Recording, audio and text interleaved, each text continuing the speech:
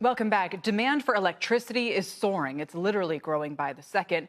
And as folks look to cleaner sources, nuclear is seeing a major rebirth. But building large-scale reactors is costly. It's complicated. It can take years, if not decades. So what if it didn't have to? Diana Olick is looking at that in her continuing series on climate startups. Hi, Diana.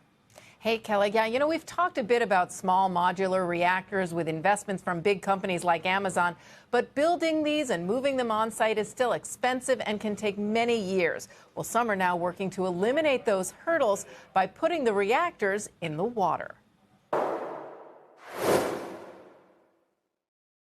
At this shipyard in the UK, a new method of building nuclear power plants is being developed. A startup, Blue Energy, is building modular power plants for modular reactors, using the existing cranes, equipment, and workforce of the shipyard.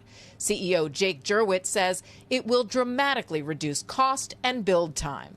Everything is prefabricated in centralized shipyards and then floated to operating locations close to the water. We're taking a light water small modular reactor and putting it inside of an XL monopile, the same XL monopiles that have been de-risked and commoditized by the offshore wind industry. The reactor is fully isolated from the rest of the onshore power plant. Putting it in the water, Jurwitz says, adds an important barrier. The water introduces an infinite source of cooling and aircraft impact protection, so it's much more protected from extraneous events such as aircraft impact, ship collisions, other sorts of extreme events like earthquakes that you have to consider when you're engineering a nuclear power plant.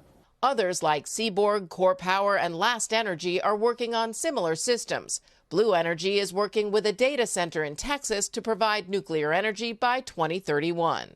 With success, what Blue Energy does is it unlocks an asset class for small modular nuclear reactor deployment.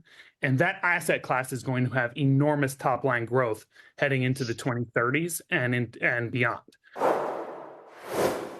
In addition to Engine Ventures, Blue Energy is backed by @ONE Ventures, Propeller Ventures, Tamarack Global, Angular Ventures, and Starlight Ventures. Total funding so far, $51 million.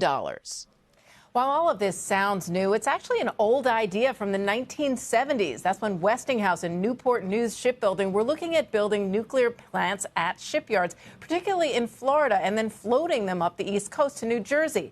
That never materialized due to a combination of stagflation and cancellations of nuclear projects. Kelly? New Jersey has a decent amount of nuclear power as it is. I think 40% of the grid or so. It's been a source of stability. Diana, thanks. Appreciate it. Diana Olick.